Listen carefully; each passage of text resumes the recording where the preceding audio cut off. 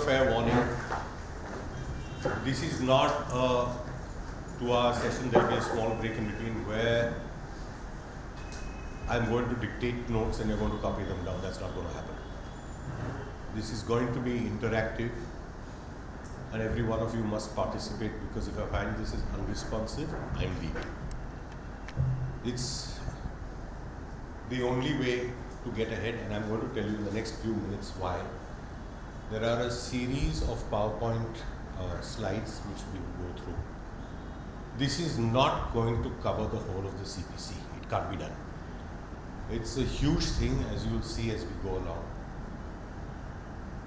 There will be another lecture, probably 14th evening, and then perhaps one more after that to wind up, because we'll have to do the letters patent and the High Court rules as well.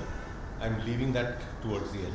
There are other more difficult subjects that I'm not covering today. We'll do those at a later stage. You have to get the fundamentals in today. Alright, so now let me just start with this. And let me just tell you, okay, so this is the first thing. Now, what are the first words that come to mind when you're told that you have to study the CPC? Please don't use any French or unparliamentary language. I know what's passing in your heads, but these words probably occur to you. One, that it's boring. Two, that it's difficult. And three, that it's unnecessary and a waste of time. Right, wrong? Correct? Alright, now it's none of these. It is absolutely none of these. It is an essential law for anybody, any civil lawyer, at any level. And I mean at any level, from trial courts at the districts onwards to the Supreme Court. The CPC is the equivalent of your Bible or your holy book. You absolutely have to be on top of it. You will find, as we will explain, that it is actually a very clever piece of drafting. You think it's confusing. What are these sections? What are these orders? What are these rules? Why is it divided? There's a logic to it. It is relentlessly logical. You will not find anything here that's absurd. It's also far-sighted. It's more than 100 years old. It's 1908. We're in 2025. It's still working. That's on its own a really amazing thing. It has a unique structure. You'll have to understand the structure of it. I'll show you that structure. And the structure is often mistaken for complexity, but you can't learn the CPC. You can't. You have to understand it. And here's the thing about it. Imagine that you're telling a story or writing a film script.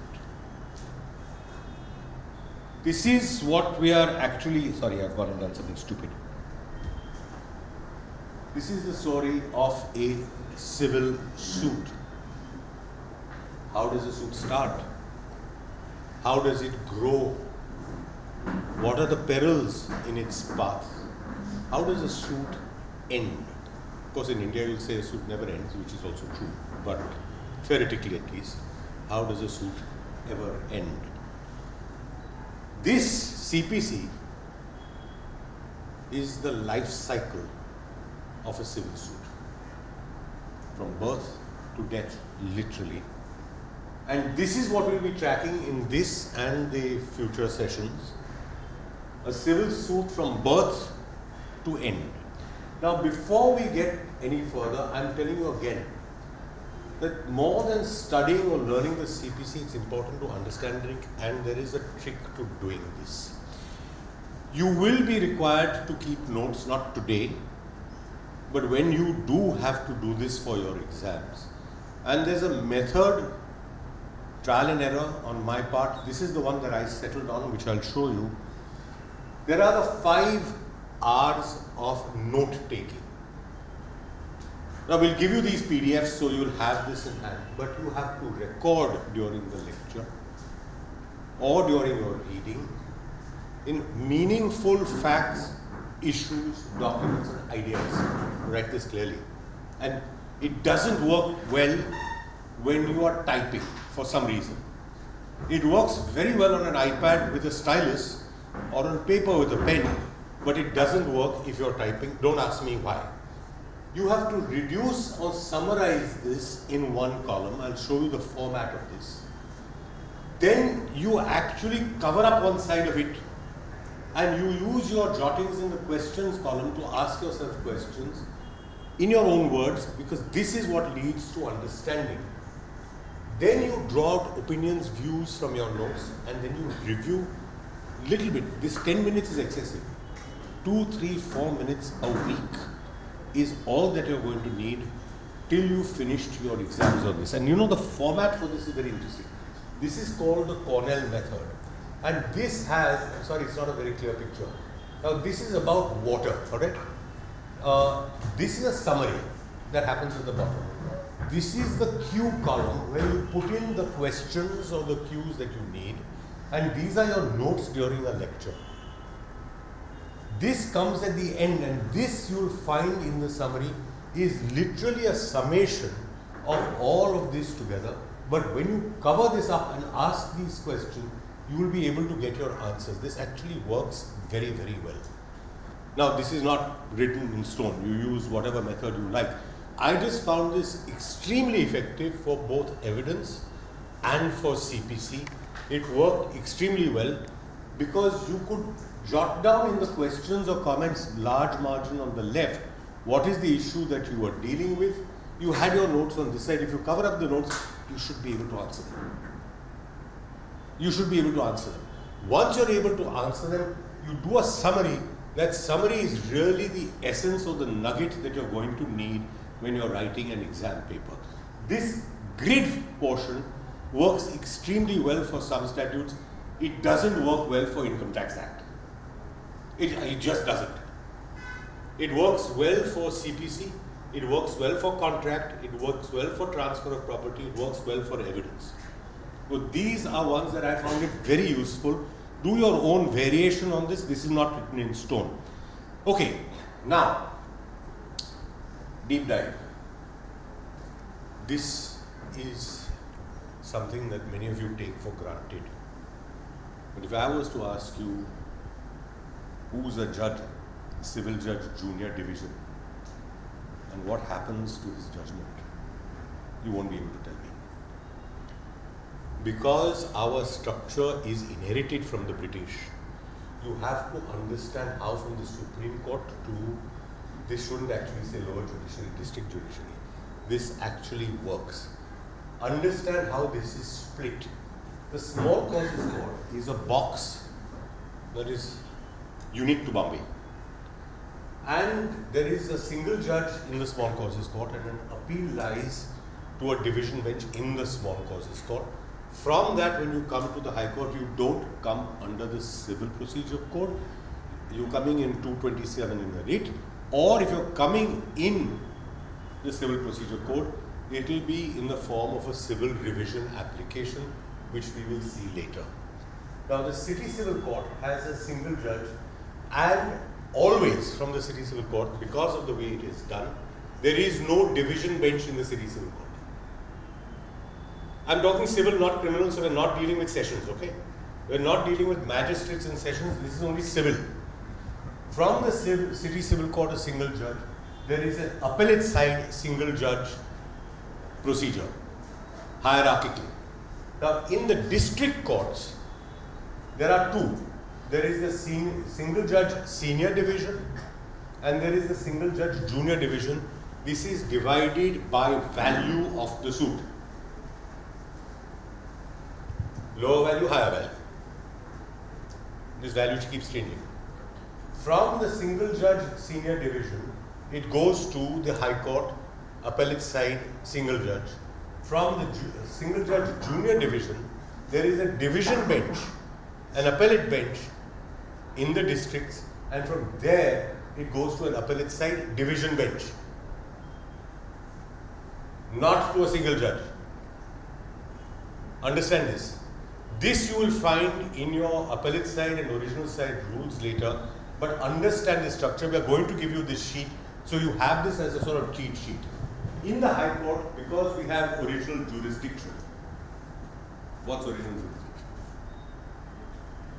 No. Come on now. What is the original jurisdiction of a High Court? It's the court of first instance where a suit can be brought directly in the High Court and you don't have to go from the bottom to the top. So on the original side, you can file a suit right here, divided by value, pecuniary, and some other jurisdictional issues. From this, you know that you always go to a division bench. Again, civil suits, original side civil suits, interim applications, all of which will be made, go to a division bench and then to the Supreme Court. Now, you will wonder about the complexity of this. How is it that it's going from a division bench on the original side to the Supreme Court, but here it's going from a single judge to the Supreme Court? The reason is this judge is already sitting as an appellate judge for stuff that's coming from the districts below. If you sent this to a division bench, there would be another layer of appeal in between, which the law doesn't contemplate. There are two appeals. One appeal here, appeal to the division bench, junior and civil appellate side here, and therefore one appeal is provided. Anything beyond this is going to the Supreme Court. Anything beyond this is going to the Supreme Court. Now you understand this structure because the CPC begins to operate at every stage, at every one of these nodes, whether it's time of the suit or at the time of an appeal.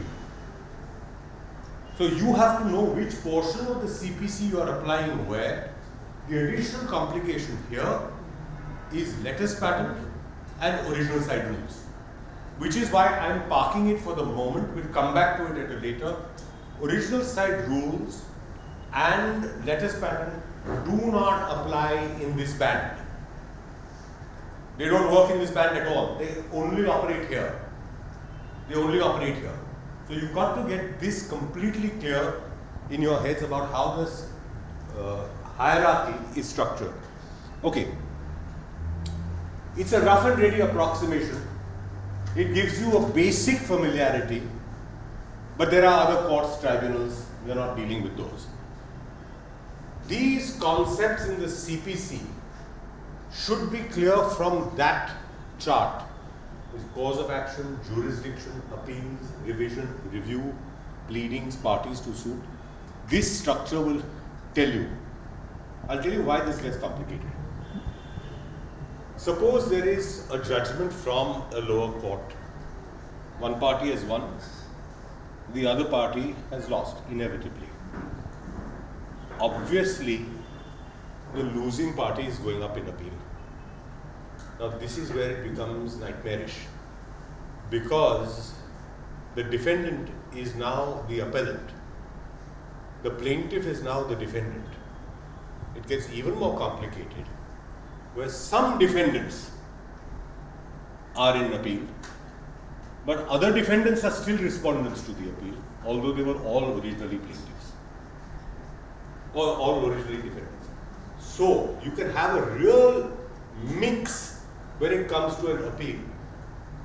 Remembering the positions of parties from the trial court onwards is therefore essential, because otherwise you'll get completely confused when you get to the appeal. That's why you need that chart. Who is appealing against what order and who is on the other side. You'll have to make little buckets to be able to understand this as we go along. Okay. Now, this is a road map. We're going to start today with this phrase, cause of action, that all of you have heard. But I'm just giving you a quick overview of these two. Cause of action, there are issues, questions in between. There's the disposal of a suit, there's an appeal, there's the disposal of the appeal, then execution and satisfaction of a decree. This is your life cycle. This is, in short, a potted biography of the life cycle of a civil suit starting from the cause of action to satisfaction of the decree. I've eliminated the interim proceedings and so on and so forth for simplicity, but this is the simplest way to understand what's happening in a civil suit. Okay, little more complicated. In the cause of action, there are various nodes that you'll have to deal with. We are not dealing with them today. We'll get to them. Bar of suit, res judicata, and so on and so forth. We'll get to them. But these form part of a checklist of things to do, to look for: perils, obstacles, potholes, speed bumps. When you find it's all okay and there are no impediments, you then go through a checklist for the procedure, and you then file the suit and you come to the disposal of the suit. Now the next few slides are probably really scary. This is the stuff you have to understand. These are, I will give you all of this, but each one of these is an independent concept and requires understanding. Every one of them will hit you at some point or the other. This is only one of several. This is two. What happens in trials?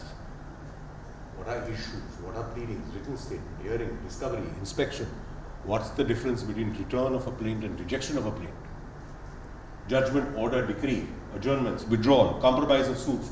Then applications, injunctions, receivers, death, marriage and insolvency of parties, special suits, all kinds of variants on this. This is all packaged into the CPC, all of it.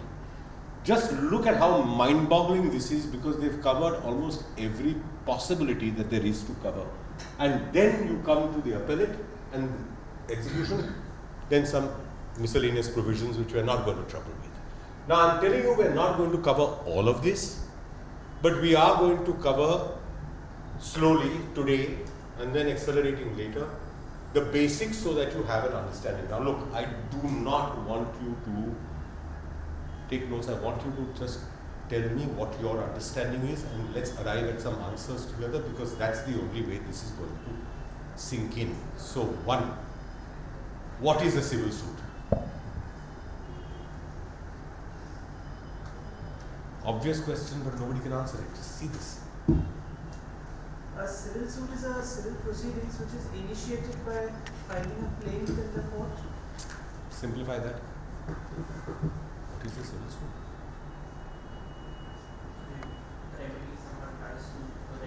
Okay, let's look at these words. Remedy, plaint. Come on, something else. Just think of society. You're living in a complex, complicated society. And people are going to court and filing suits all the time. So when you are bodily injured and some civil right has been infringed, so you file. Civil rights are infringed. Okay, explain that. What kind of civil right? So someone is suppose entering in the Trespass. Yes. So trespass. Not criminal. Oh, I get that. That's criminal. Defamation. Yeah. Contract. Somebody is not paying you for something. What are you actually doing when you're going to court in a civil suit? You're seeking a civil remedy. You are agitating. One step back before remedy. You are agitating or canvassing a right. Okay.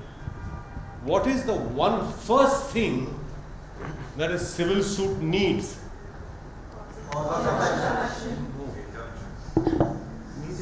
Needs a plaintiff. Everyone cause of action, you need a plaintiff. Without a plaintiff, you don't have a civil suit. The CPC is going to tell us who can and who can't be a plaintiff. Don't lose sight of this. This is where everyone gets muddled. Already we start off with plaintiff. Hold for 1 minute. What does every plaintiff need is a cause of action. Alright, so now we're getting somewhere. Now, you had a question. When there is a dispute on question of fact or question of law, Is what? is when a suit will be instituted.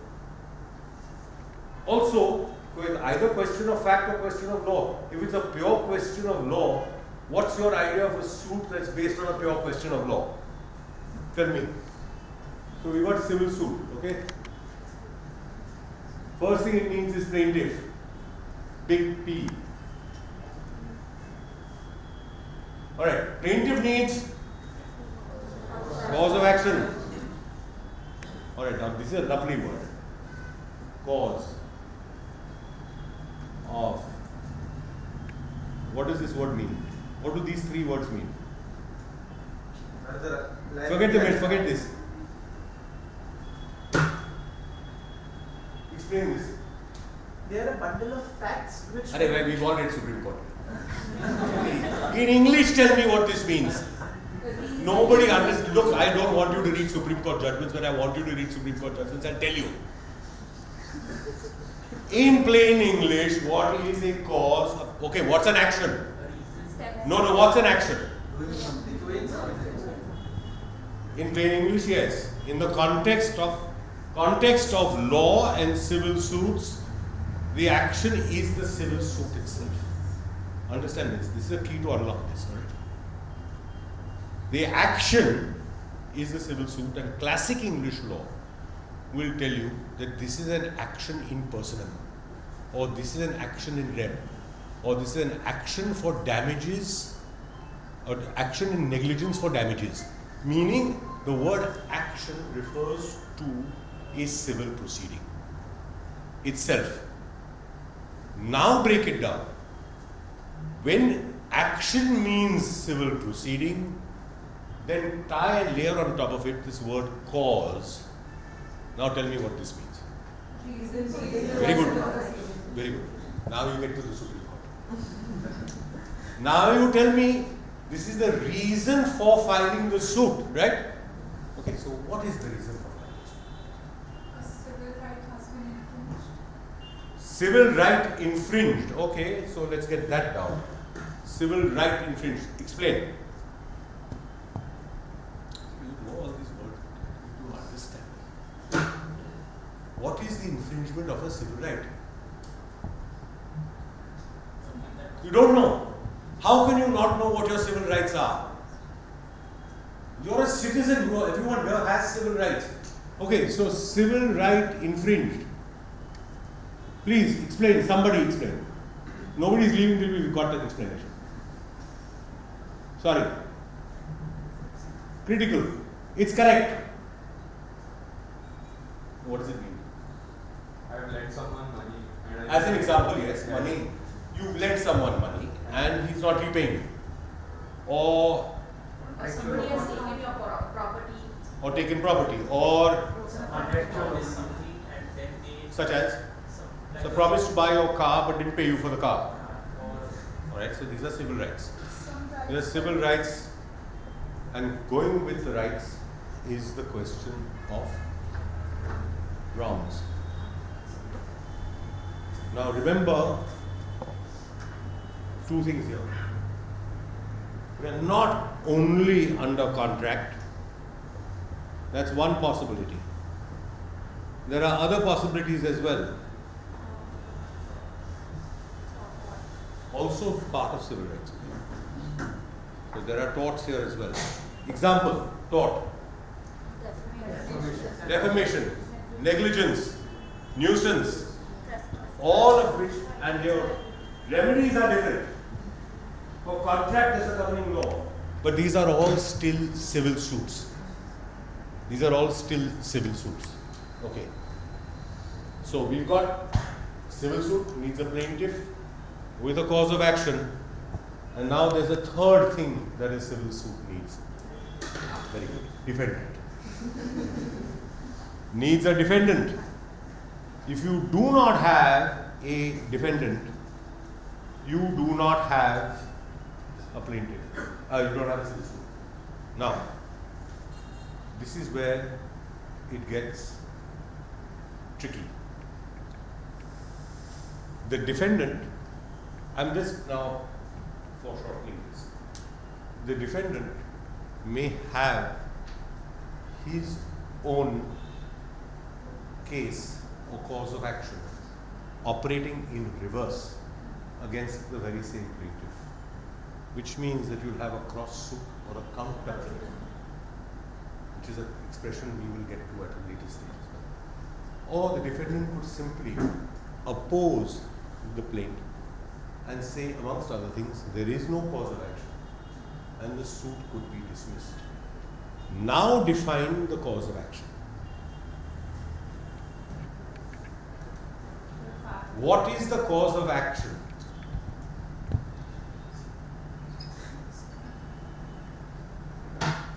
Since you are an avid reader of Supreme Court essays, tell me. What? The basis. Little more. Warm but not hot. A series of facts that led to that information. Okay, so facts is one. Park that. Facts, yes.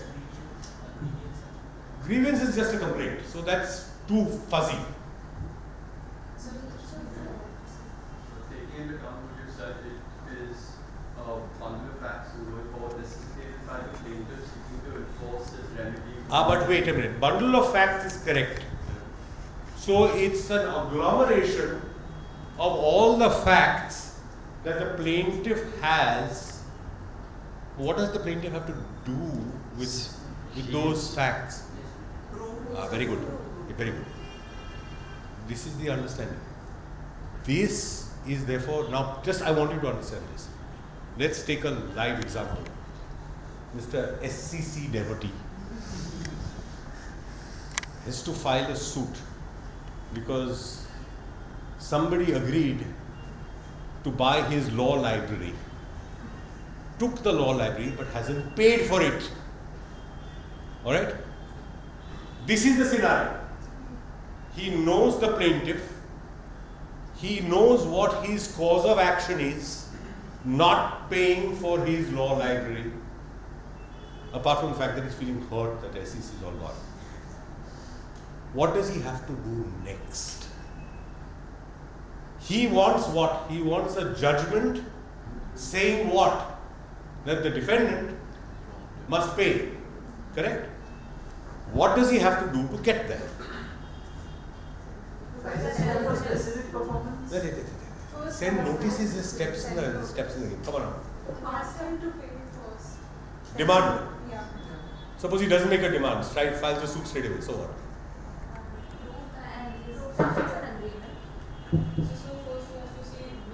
All of this, he's filed a suit. He's got this whole narrative. Mr. X agreed to buy, I trusted him, he was a close friend. He said he would pay me as soon as he got possession. I sent my truckload of SEC to him. He kept it, but when I reminded him he's not paying, this is his plaint. Therefore, order him to pay me X crores. What does he have to do with this plaint? So he has to check which court is like at the most. No, we'll get to all of that later. You are losing sight of this. This is cause of action. He's got a bundle of facts. What does he have to do with this bundle of facts? No, he has to prove them. He has to prove them. So now you put this together. That a cause of action is first of all a bundle of facts that a plaintiff must prove to get the judgment that he seeks, and which will lead to the judgment he seeks unless the claim is denied. The words in the Supreme Court is if not traversed. So now you've got 3 or 4 critical things. Plaintiff, cause of action, defendant, bundle of facts, remedy, proof. This is the outer exoskeleton of a civil suit. It is. Okay, so now we are going to have a real world example. of how this actually happens. You're all working in law offices. So this client has walked in through the door and said, I've got this problem. I'm not being paid for something that I sold. What is your next step as a lawyer? I'm going to get rid of all of this. What do you do next? You're sitting there. Ask for documents, correct. What do you do? What do you particularly ask for? Tell me the questions you're asking. No, first of all, understand. What are you looking for? Something that ensured established. You're in an advisory role yet. What are you looking for when this client comes in blind? You want to assess what is the form of remedy that you should advise. So you will first have to see whether it's a matter for a civil suit or a writ, depending. You need that law separate. But let's assume that we are dealing with a person who's coming in for a civil suit. When you look at this stack of papers, what are you going to be looking for in these papers? Remember what we just had on the whiteboard. First time, Sorry? the first time you can say that I asked for the money and I was not. No, Niyata, we have to go back 2 steps. Whether there was an agreement. Correct. You have to first, I'm just getting now into the essentials and the nuts and bolts of a cause of action, because that's the critical starting point here. It's all very well to say bundle of facts, if not traversed, would lead to judgment, has to be proved, etc., etc. But let's break that down. And take this as a real world example that you're in a law office and your partner, okay, Farzana has said, I'm not dealing with this, you deal with it. Scary as shit. It is, and she's capable of it. And she says, I'm not yours, paying your salary for what? What do you do? Apart from looking at her and saying unfair, what do you do? Question, what are you going to ask this client? What actually transpired in the And you will make a note on this. You will start with a narrative of, okay, tell me what happened. Alright? So first you want the story from your client. You don't build the story only from the papers that he's giving you. You hear his version of it. Why? There's a reason. A civil suit is not necessarily tied to available documentation. Every one of us makes this mistake. If I don't have a document, I don't have proof. That's nonsense. It's a narrative. You may be able to prove stuff without documentation. We're still on proof of bundle of facts, still part of the cause of action. So now your mental gears are churning. You're asking, do you have a document? He said, yes, I have a document. We'd exchanged emails or letters. What happens if he says, no, I don't have documents, this was orally agreed? I'm just layering complexity on top of this, because your life is going to be hell. Welcome to law.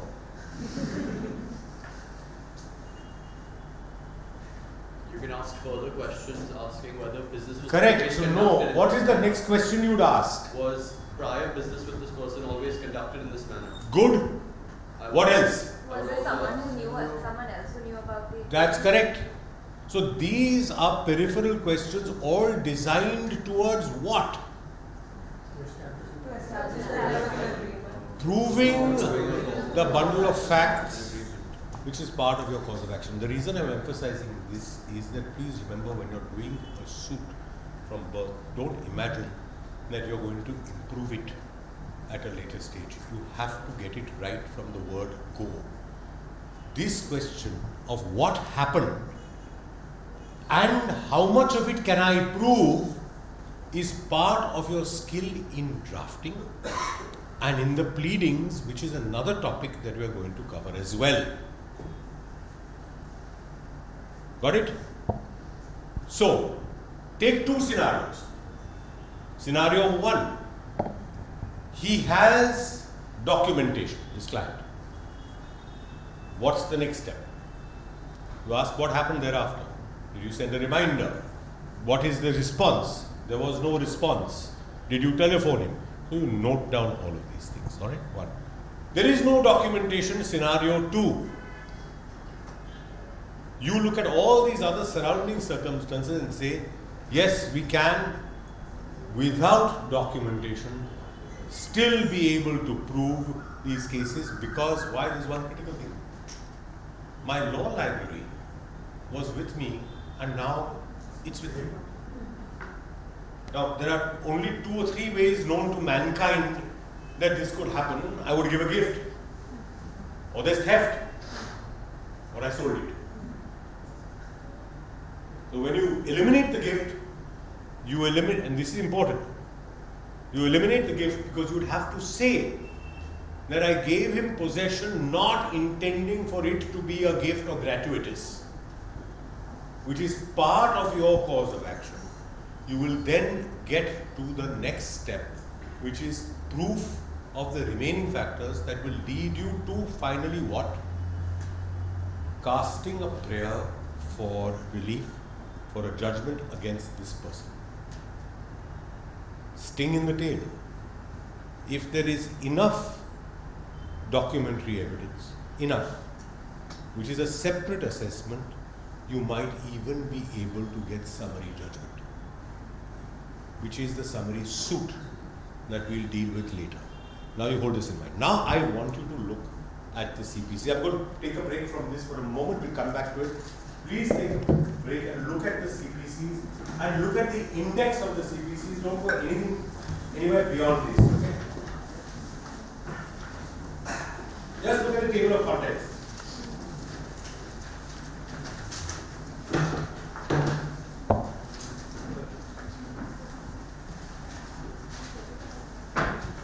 The reason I showed you that table, that hierarchy of the courts, is because of section 3. Which is a section that nobody actually reads, which is subordination of courts. There is a hierarchy already contemplated in the CPC. Then the small causes court, provincial and presidency towns are also contemplated. Now just look and follow what I am saying. The part 1 of the CPC runs from part 1 and goes on up to part 11. Okay? Turn 2 pages and you'll see that this act then has a schedule. The schedule is the orders and the rules. Correct? Now, in the first top end of it, there are, within each part, there are subdivisions which you will see highlighted separately, italicized. For example, the first is jurisdiction and res judicata. Then there is place of suing, which is the jurisdiction. Also, there is institution of suits, there is summary and discovery, and so on and so forth, and this goes. Part 2 then jumps to execution. Part 3 is incidental proceedings. Part 5 is special proceedings. Part 6 is supplemental proceedings. And then there are appeals, reference, review, revision, miscellaneous, and you come to the schedule. Okay, now I want you to test it. Suppose you didn't have the schedule. Would the CPC work? What's the correction?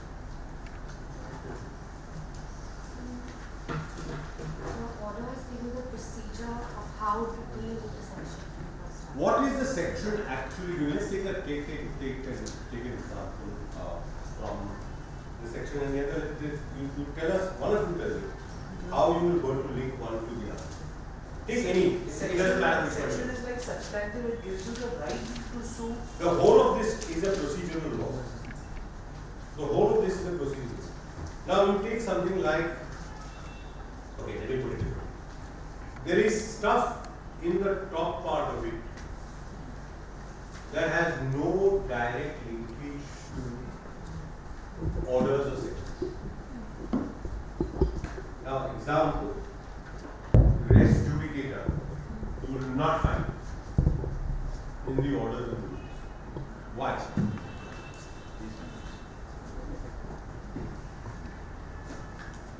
Because that's the principle, that's the basic. Sections 9, 10, 11, 12, 13, 14 have no linked orders and rules. They don't. Similarly, you will find others. But 26 institutional suits has linkages. Appeals have linkages. Now look at what happens when you come to the schedule. And let's start with order 1, rule 1. What we were discussing therefore just now was not a substantive part at the top end of the CPC, but was the nuts and bolts. If you try and read this act sequentially, first the sections and then the orders and the rules, it will make no sense to you at all. Some of the things that we are dealing with at a later stage, at the top end of this, for example, jurisdiction of civil courts under section 20 is a complex business. It ties to the lattice pattern. It has a reversal in other statutes such as the Arbitration Act. It's a little odd, but it's not to do with the orders and the rules. But who can sue whom is in the orders and the rules.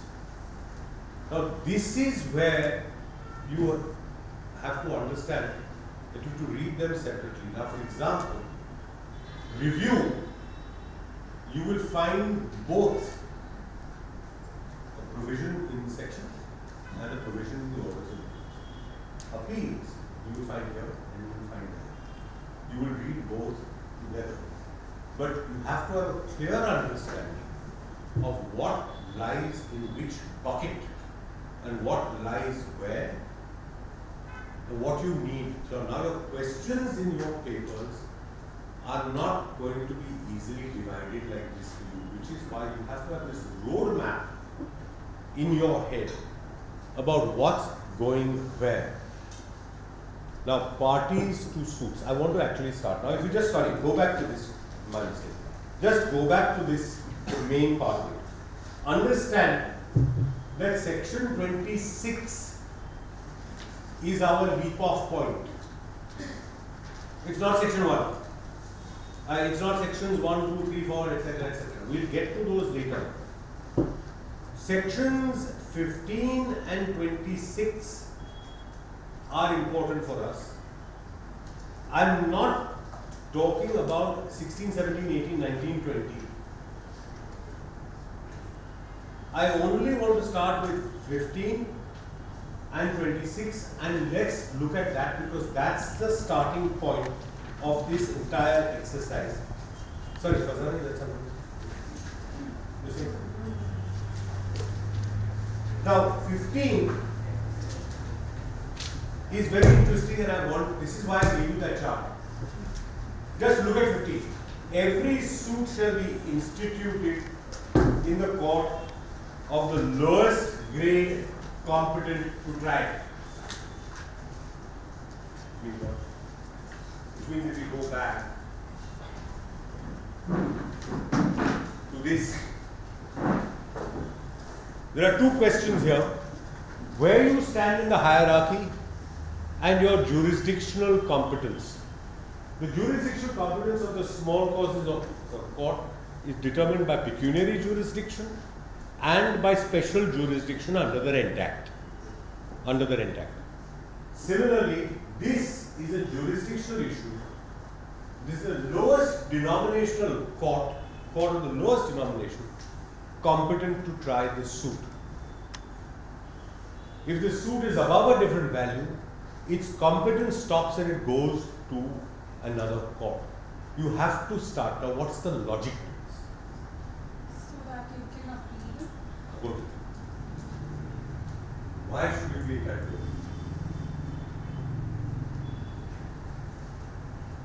Reduce the burden. To have a corrective mechanism. Because every Concept of the law is that every person has at least one right. Therefore, you have to start at the lowest denomination point so that you have an effective remedy of appeal. Now, let me just quickly flash forward, hold this. A first appeal, a regular first appeal, is what they call it, is a full appeal on facts and law. Okay, so I'm just now digressing slightly. Everybody in the Bombay High Court has forgotten what a first appeal is. They assume that a first appeal is like an appeal from an order in an IA. It's not.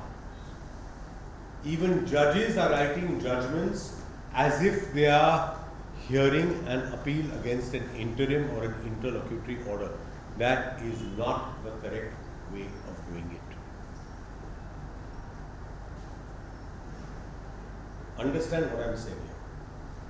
When you get a judgment of a trial court, and this is, I'm putting this in now because it will tell you what your suit and written statement should have, what your civil suit has. A proper judgment has a narrative in summary of the plaint, a narrative in summary of the written statement, sets out the issues that have been struck or settled between parties, analyzes the evidence, documentary and oral, and therefore decides whether those issues are answered in the affirmative or negative, and then says which relief is being granted. This is the classic structure of a judgment in a civil suit. In a first appeal, the first appellate court is not supposed to look at the judgment at all. It is to take the whole record as it stands and reappreciate it fully, including pleadings, including the evidence, and it will decide points for determination in appeal. And it will decide what should be the correct one, and then it will look at the judgment under appeal to see whether it needs to be set aside, supported, or modified. This is the structure, and this is why civil suits have to be instituted in the court of lowest denomination court of first instance. Everyone must have a right to a first appeal. Second appeal, there is no such right. There are other restrictions, we will come to that. Now look at section 26.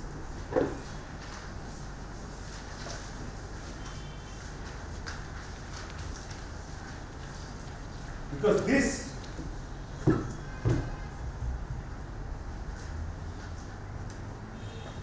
leaves subsection 2 aside because that's a complication that will come to later, introduced by an amendment.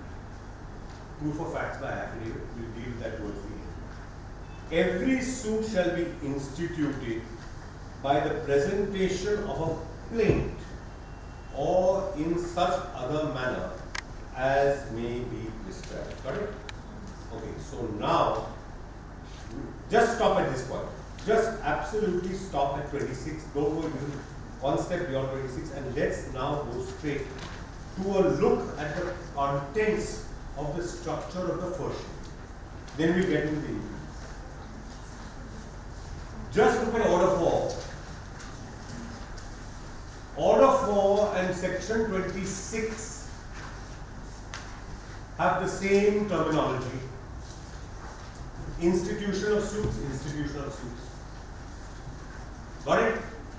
But you wouldn't start with institutional suits order 4. You would have to look at orders 1, 2, and 3. Why?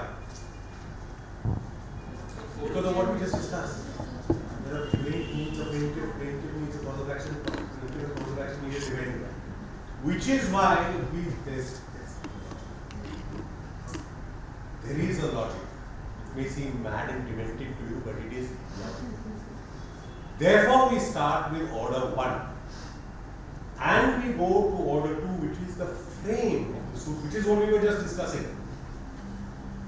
And order 3, recognized agents and pleaders, is something that you can drop in. I don't think you'll ever get a question. I don't remember the last time I had to open order 3 ever, so it doesn't matter. It's just who can appear for you. But order 1 and order 2, let's have a quick look at order 1 and order 2 now, if you don't mind. Now, remember, this is civil rights, remedies, cause of action, bundle of facts required to be proved in this context. You're in your office, air conditioner has conked, you want to go home, but the client won't let you go valuation. So now you got to get through this. Alright? So first things first. Who's going to be your plaintiff? The first question. Because if the library was jointly owned by husband and wife, then you are talking about 2 plaintiffs. Or you're talking about a sole plaintiff. This is where order 1, just read this. All persons may be joined in one suit as plaintiff. Why? Now somebody read A and somebody read B and explain it to me.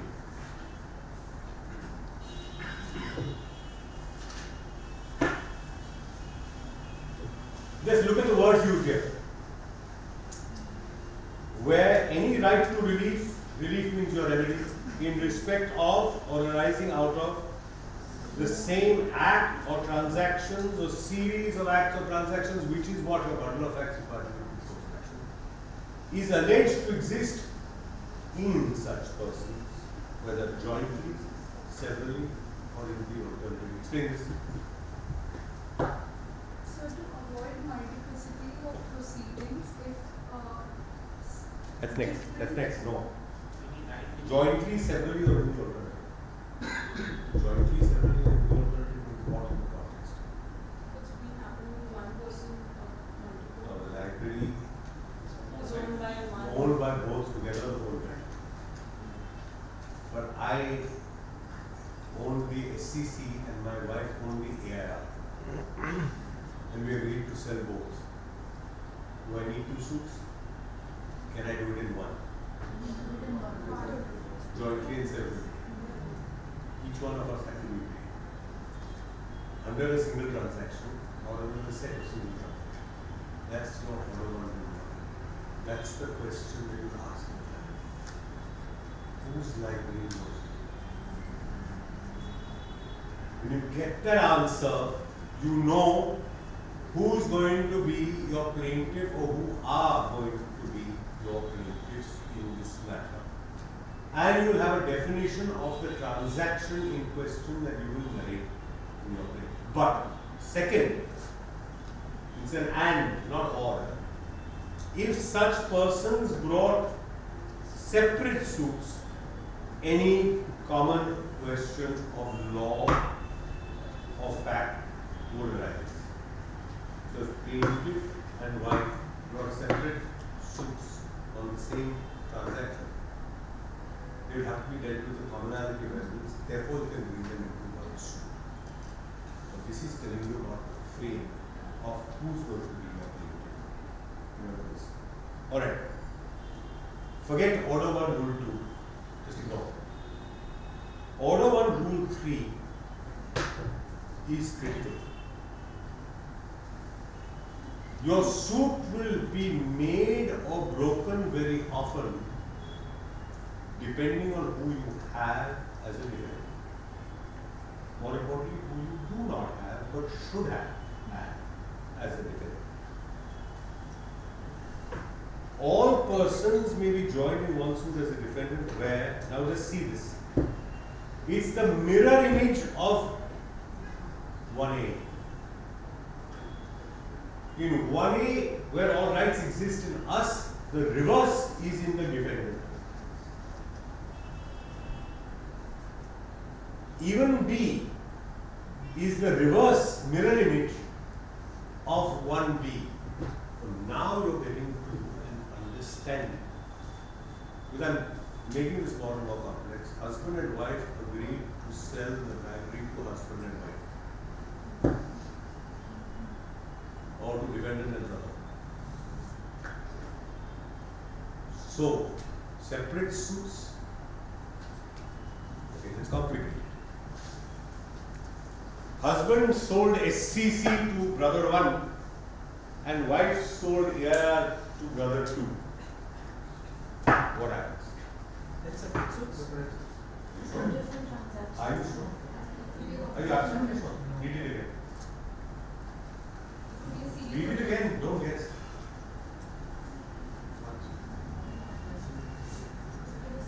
Jointly or separately? Common language be available. Same transaction. Are you going to be in a position to defend this or not? Is the question I'm asking. Two suits means two parties.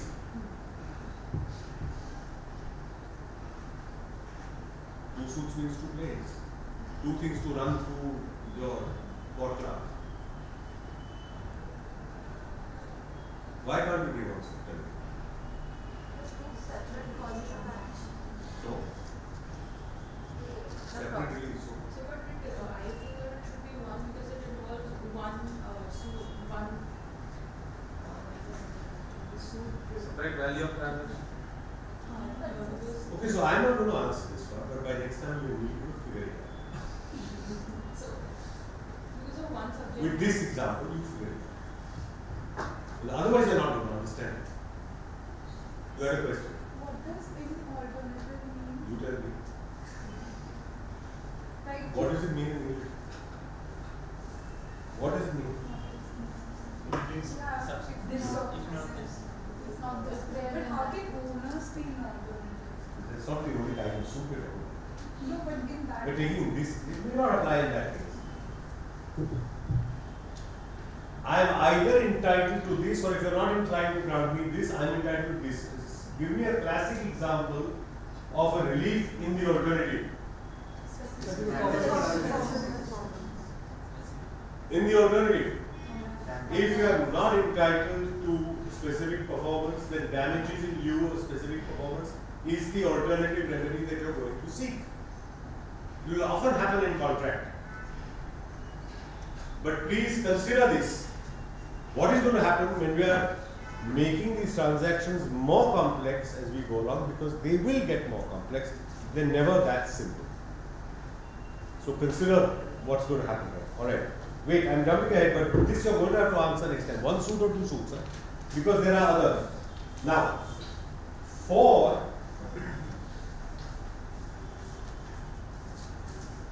now look at 4, 5, 6 and 8.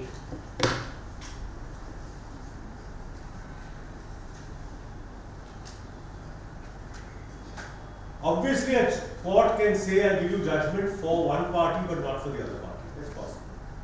Let's leave it at that. The defendant need not be interested in all the relief claims. One defendant can say, I'm not concerned with that portion of it. That's the matter of the other defendant, which is a clue to the first question. This is why I'm telling you, do not read these things in isolation. Next. Parties to the same contract join. Now, order 1, rule 8. What is order 1? You will get this infrequently, but when you get it, be prepared to deal with it, and it's a part of the CPC much beloved of question paper sellers. I don't know why. Because they hardly ever occurs in practice. But they still think it's important for you to know it. So what's a representative suit? and give me an example of a representative suit in action. Not power of attorney. So supposing there are 10. No, power of attorney is I am suing in the name of my principal, but that's not a representative suit. There are many. Supposing there are Many what? defendants. People There are 10 defendants and out of 10, one represents all of them. No. Wait. Slow. So the example for representative suit can be a suit by flat owners against the redeveloping builders. Just one minute. Order 1 Rule 8 says two things. One person may sue, that is, be a plaintiff or be a defendant on behalf of all in the same interest. Give me an example of several persons in the same interest. Cooperative society? Yes, exactly. Let's take a situation common to all, well known. Society is under redevelopment, building has been brought down, flats have been vacated, society members are scattered not only across the city but across different cities. Suit is to be filed in Bombay. You don't necessarily know where all the members are at that time. 3 members want to sue the developer or the BMC on behalf of all. This is where Order 1 Rule 8 will come into play. Now, what do you need to do? And similarly for defendant, where the defendant says that I am defending not only for myself but on behalf of a class. You will, in the same interest means representing a definable class. The class is members of that society. It defines a class. But a class has to be defined or reasonably well defined, or it has to have people who have the same interest. Everybody who walks on Juhu Beach, is it a class? No.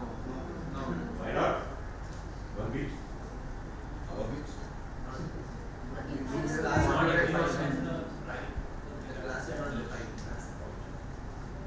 You might bring a PI, which is separate, but nobody has ownership of any particular part or right in that. So that's the next concept. Now let's see what's happening. The critical thing is Order 1 Rule 8A, which requires permission of the court.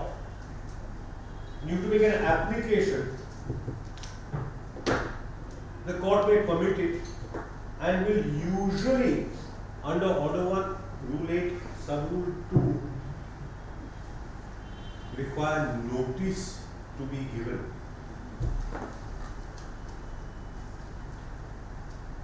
Why?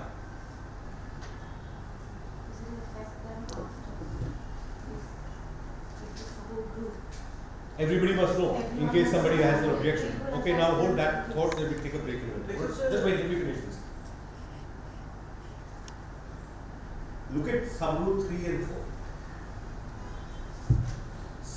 Three people have said we are suing under Order 1 Rule 8, we are representative, but person number 4 wants to come in and saying, yeah, they said they were representing me, but I want to be joined.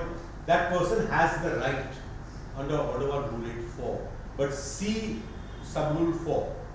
This is very important. You can't do an answer without Sub-Rule 4.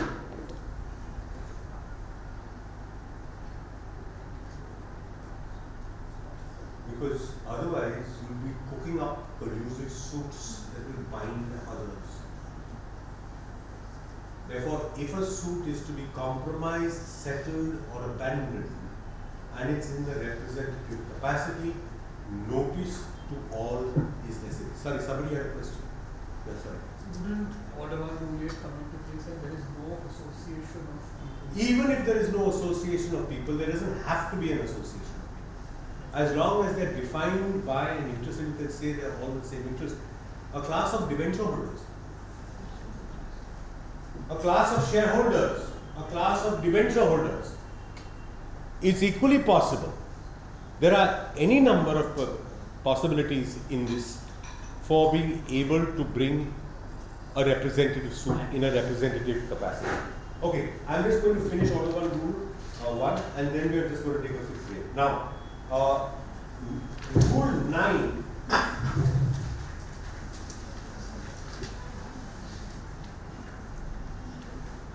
and is to be read with rule 13. Alright? What is misjoinder and non-joinder? Because and why does this rule say what it says? What is this word joinder? No, who you have joined in the array of parties.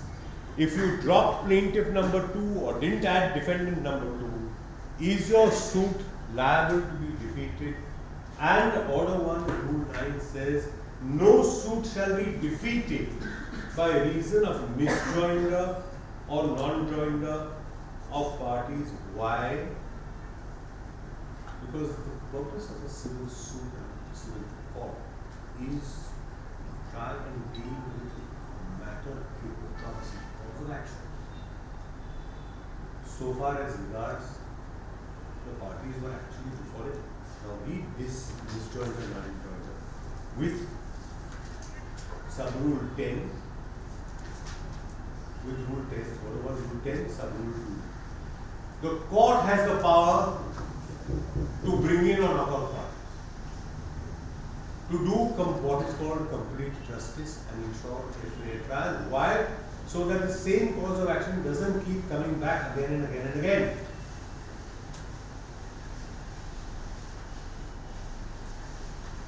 Order 1, rule 10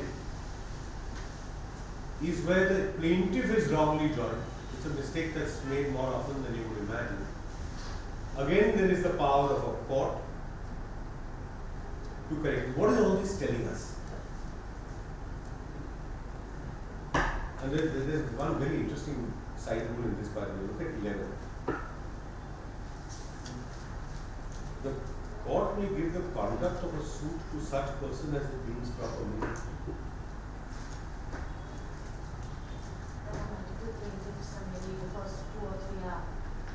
So you, Mr. Plaintiff number 1, will now file on behalf of all of the others. That's an order power that the court has.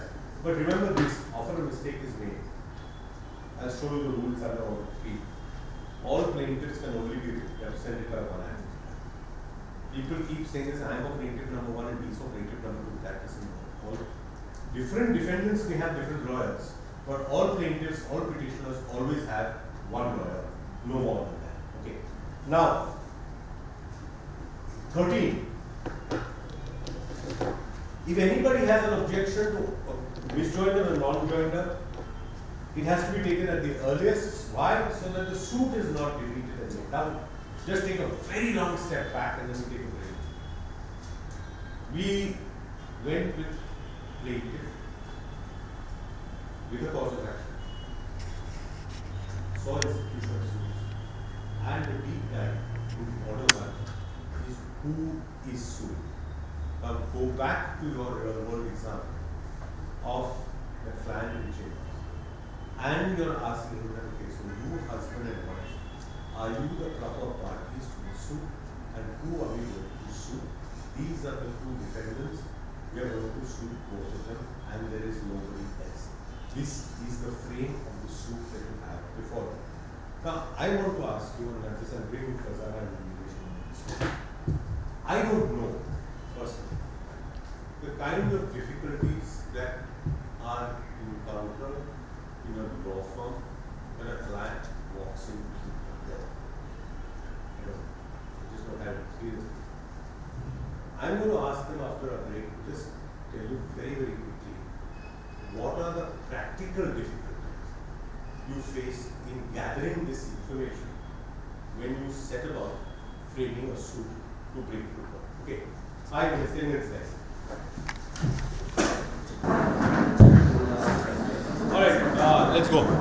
Okay, so now this is the next thing we're going to do is order 2, and this has some important provisions which will also hit you during your exams, but equally critical is an understanding of this. I want you to now go back to this scenario where you haven't yet filed the suit.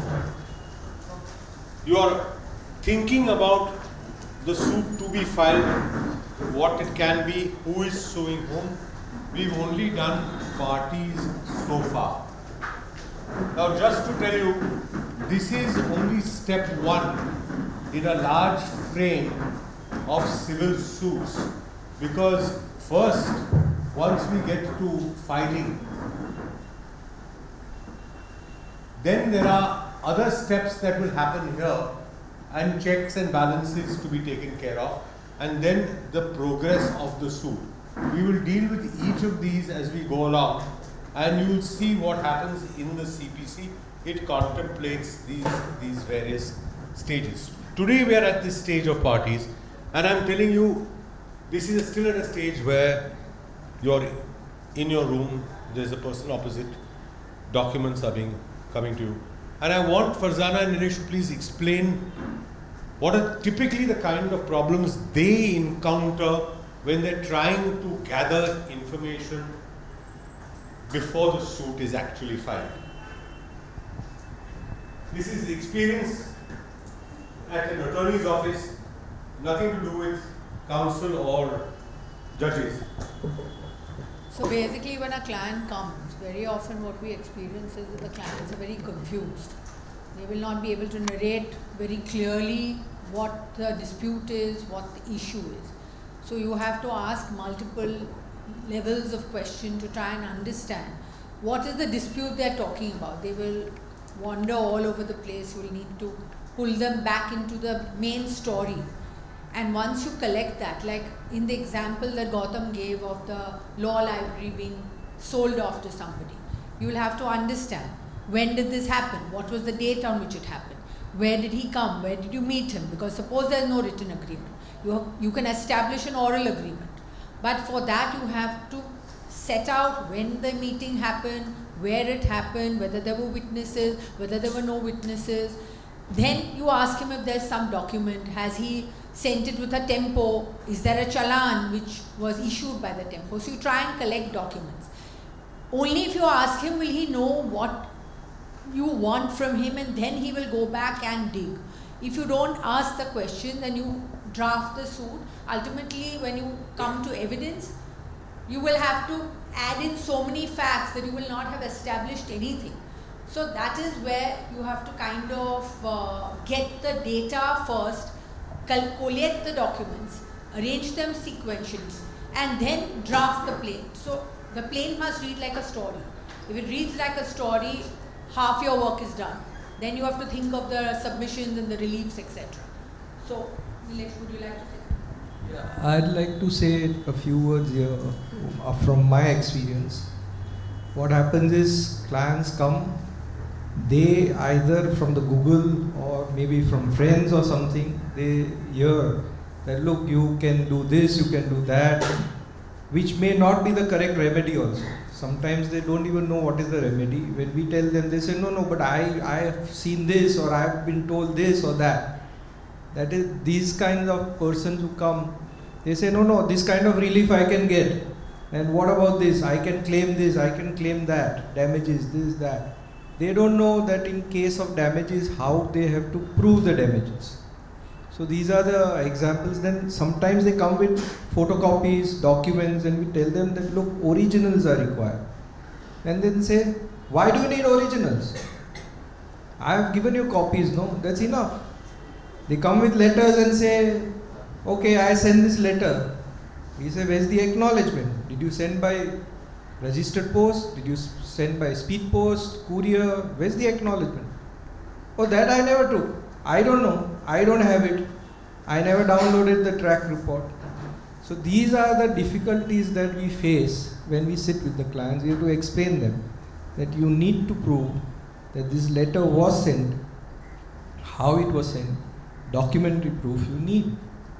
Otherwise, it will be difficult. So these are the, when we sit with the clients, we have to go in detail through the facts, step by step, asking them to give each thing, each detail. And there are clients also who don't give you information at one hand. Every time you sit with them and go through the documents, and you need to go through those each and every document to draft the plan. And when you ask them questions, then sometimes they say something, the next time you meet them they say something different, third time they say something completely different.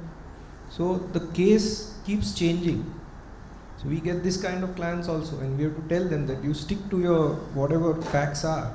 Don't keep changing, because I am getting confused now that what is the truth and what is not. So this. Many thanks. Okay, so now understand this. In actual practice, your target is to get to a plaint in a civil suit.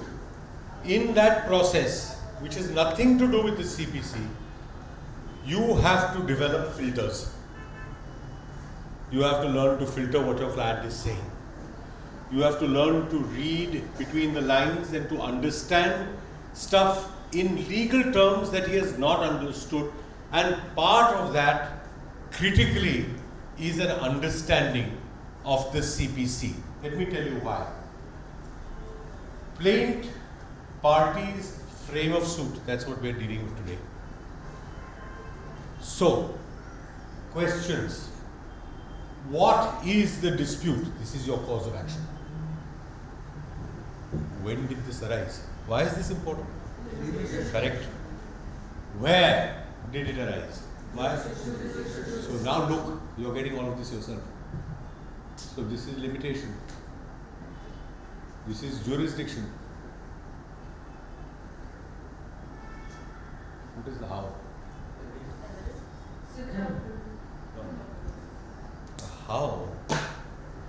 How did this happen is the matter of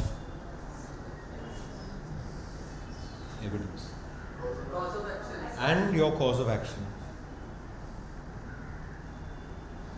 When you put this together, you're going to say, it happened last year, so within limitation. It happened in Mumbai, so jurisdiction. This is how it happened, which is where you're going to tell this story in a certain manner.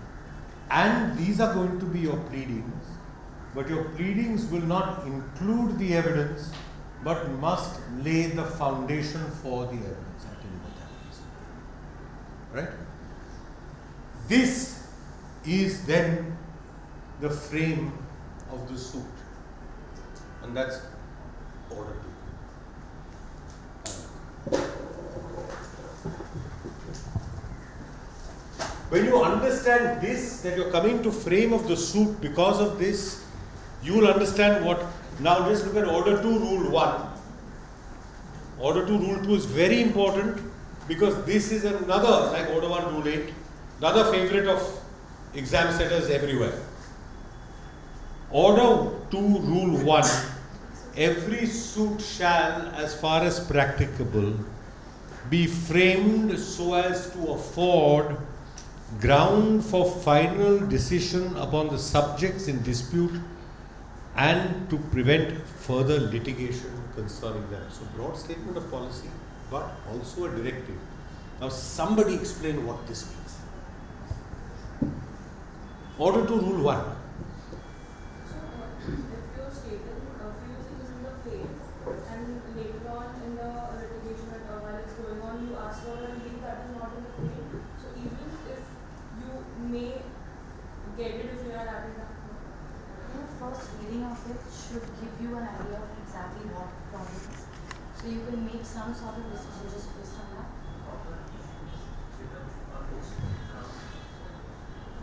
In a very short phrase, it must be the whole claim, must be the claim, the whole claim, and nothing but that whole claim. Don't want a second suit for this claim or any part of this claim. Everything that you have now in our case for sale of the library, relief 1, this is the price that I say I was to be paid, or my wife and I were to be paid. Double-digit lakhs, whatever that is. Second,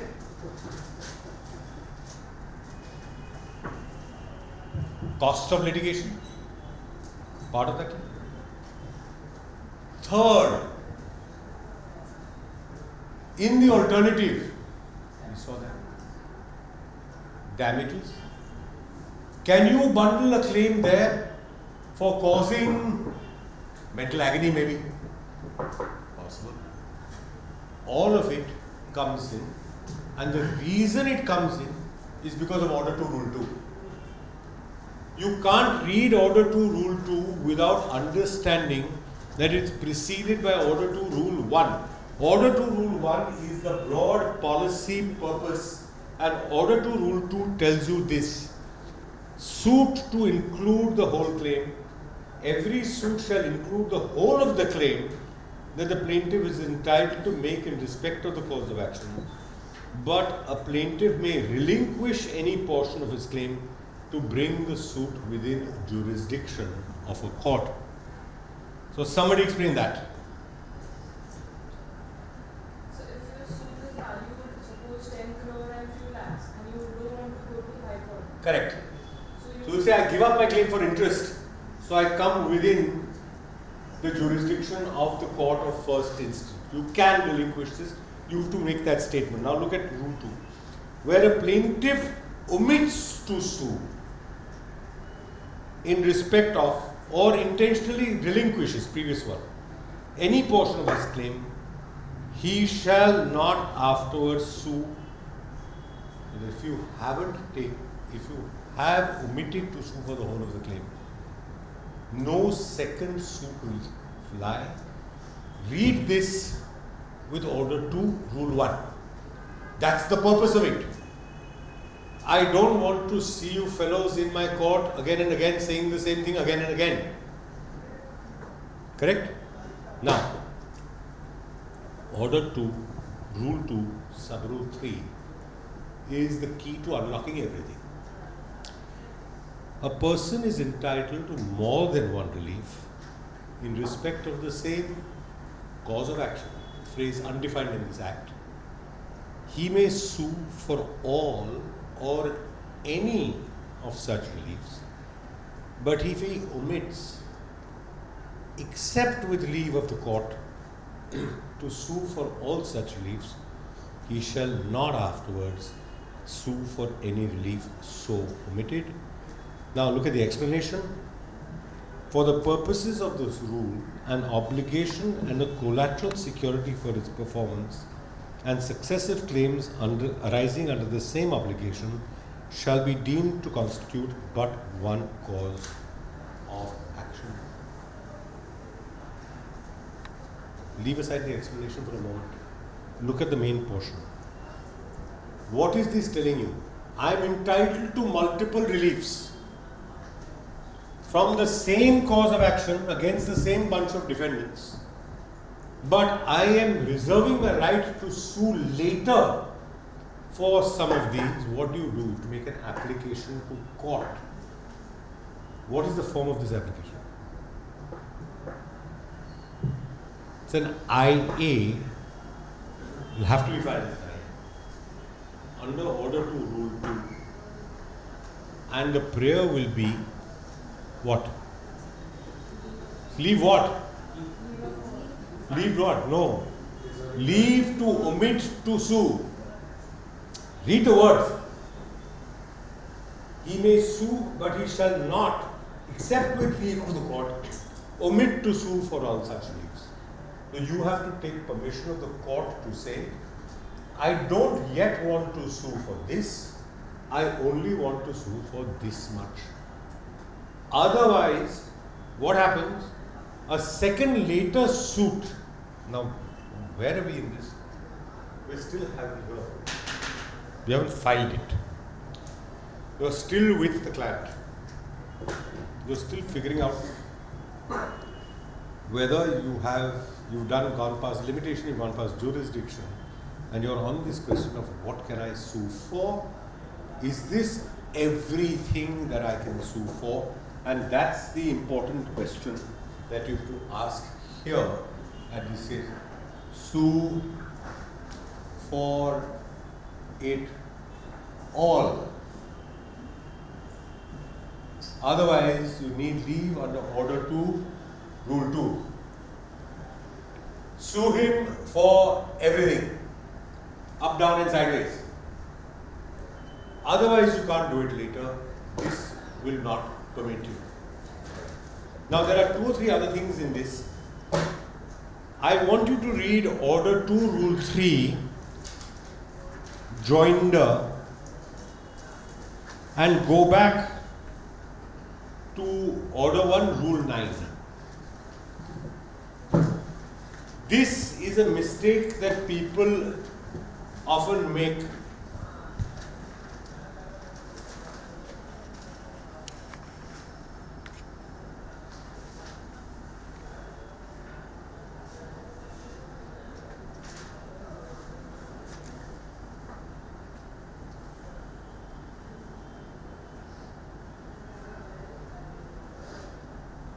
Conceptually, 2 different things. And we're going to go a little slow now because this is difficult to understand. Joinder of parties means obviously who you brought as a plaintiff or who you brought as a defendant. What is a joinder of a cause of action?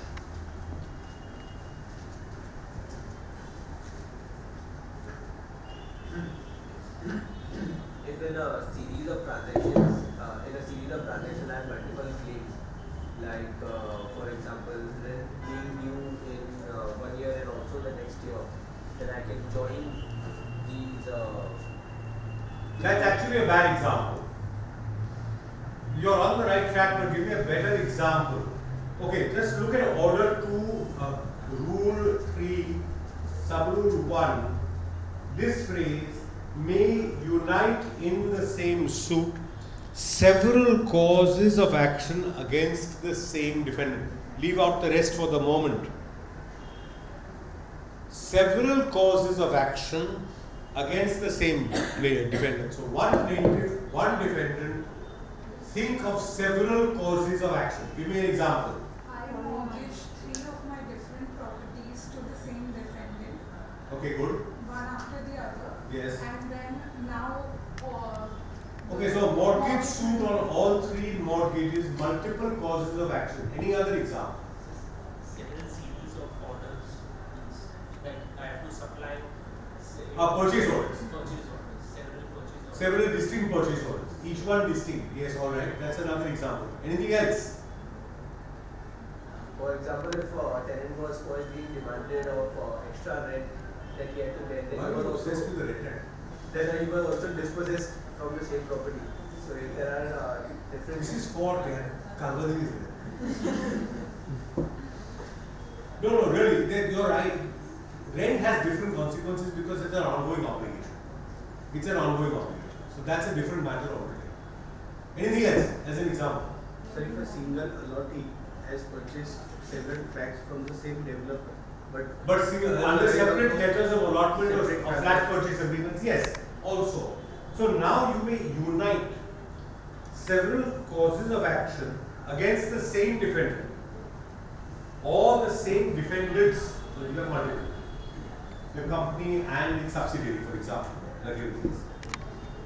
and any plaintiffs having causes of action in which they are jointly, it doesn't say jointly and separately, jointly interested against the same defendant or the same defendants may jointly unite. You understood what's happening now? Look at the structure of this. So I'm just going to erase all this. You have here a peculiar structure. Just follow what's happening. You have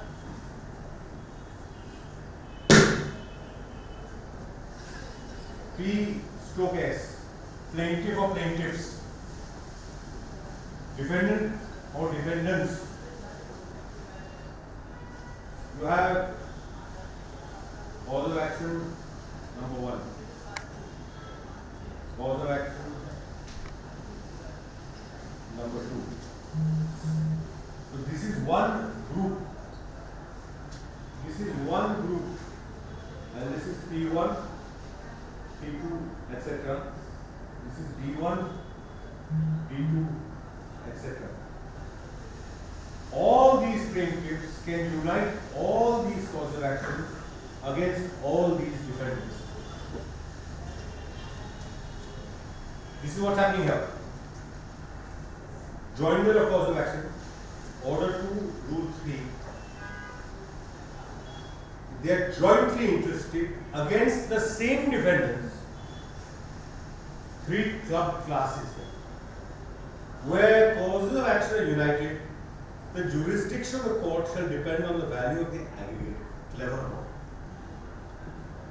Because each of these taken individually will send you to the city civil court at Dindoshi, but you aggregate them all and you're in the High Court. Thought of that there? It's there. Sorry, somebody had a question. So I had a question that this principle will apply in the case of husband and wife selling SCC and AI. Now you're getting there. We were a little ahead of the game there, but we would have got there. Yes, you're getting there. Yes, that's absolutely correct.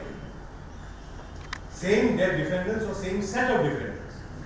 The other argument, okay, let's test that. Let's have a little fun. He's the plaintiff.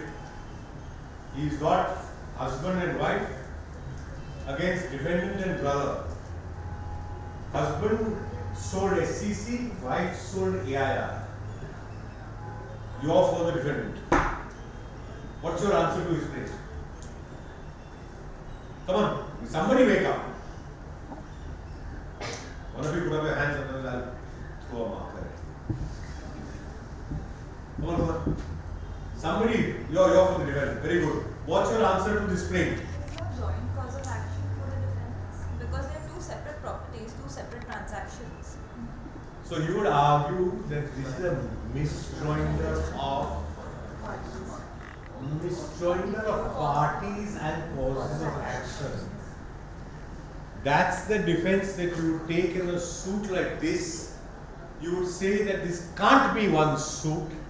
It has to be separate suit because the causes of action, there is a misjoinder. That's what we're dealing with here this time. Misjoinder of parties and cause of action.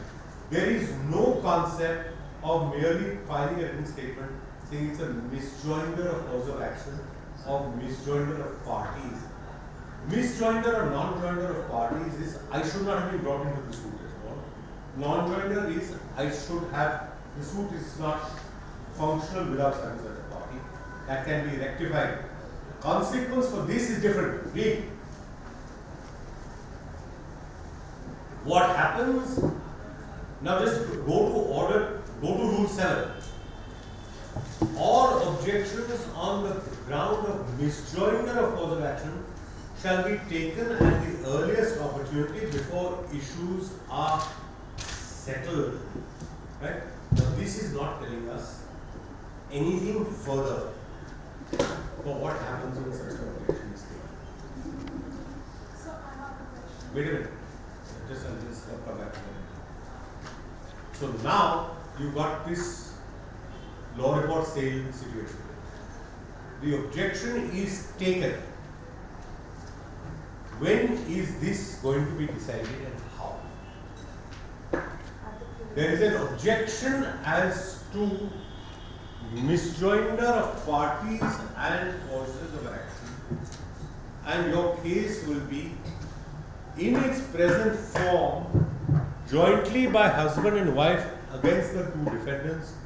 The suit is not maintainable, is bad for misjoinder of parties and cause of action, and therefore no relief can be granted. Why? How will you argue this?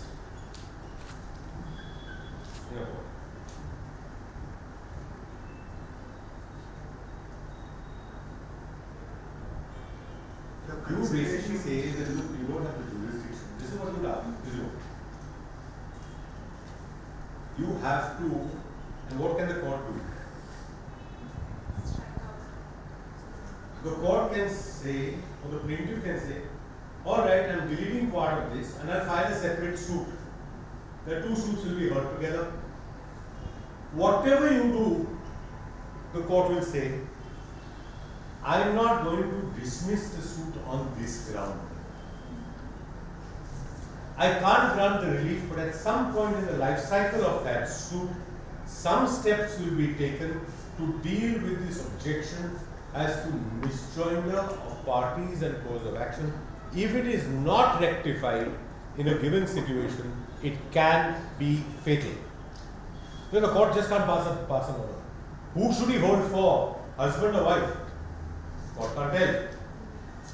If it gives judgment for the husband, what happens to the wife's claim? Has to be segregated. These will be questions that will then arise. Sorry, somebody had a question. So my question is that only, will the suit be defeated by misjoinder or causes of action? No suit is defeated by a question of merely or a question of non-joinder or misjoinder of parties and cause of action unless steps are taken, because then the court can't do it.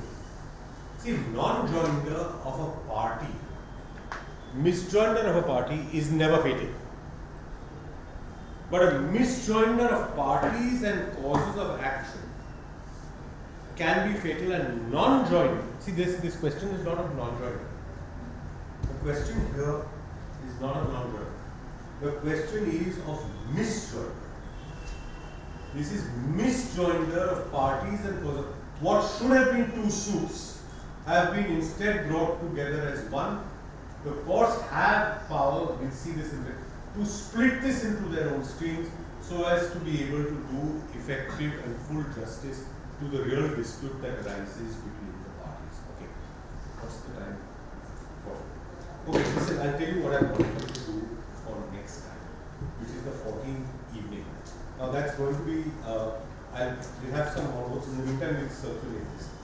Look, just at the moment, when you're looking at the orders, we stopped at order 1 and order 2. I'm skipping order 3 and I'm going to skip order 5. I'll tell you why. Summons I will deal with when we deal with the High Court rules, so I'm not going to look at its name. Institutions of suits, order 5, or sorry, order 4, 6, 7, 8, and 9 are going to be critical.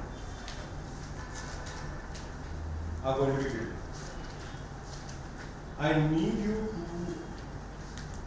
to please see independently in your SEC research the best possible definition that you can get from SEC of what is a cause of action. You need that. I want you to look up this thing called a Newton triad. It's not a phrase we know here, but it's an important to an understanding of what we will be discussing. What's a Newton triad? What's a Newton triad? And there is one expression which is going to become immediately relevant. No amount of evidence can make up for an inadequate pleading.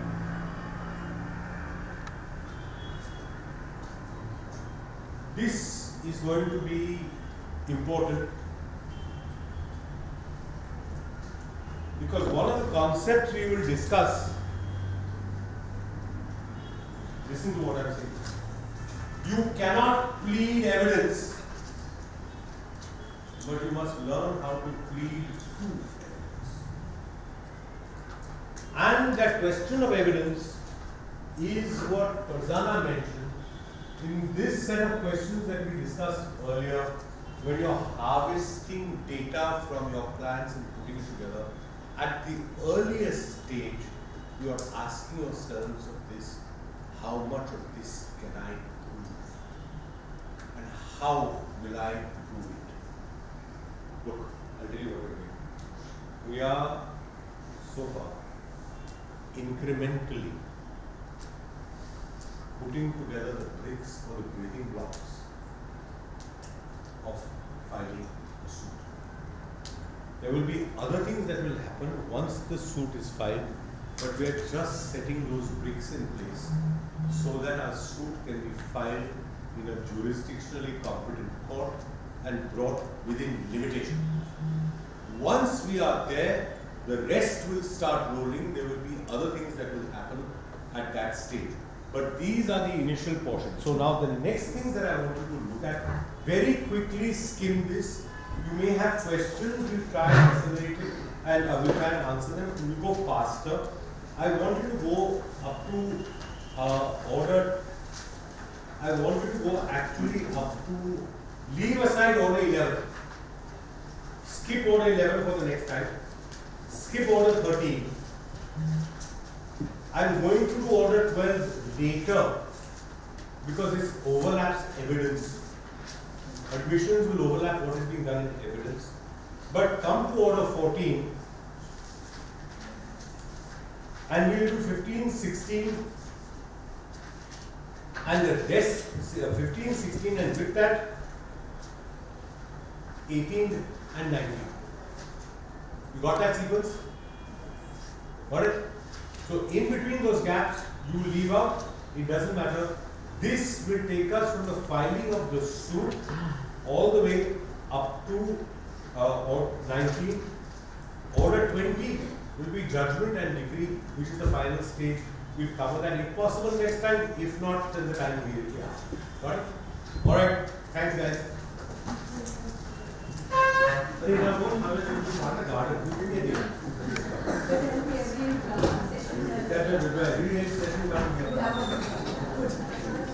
Thank you.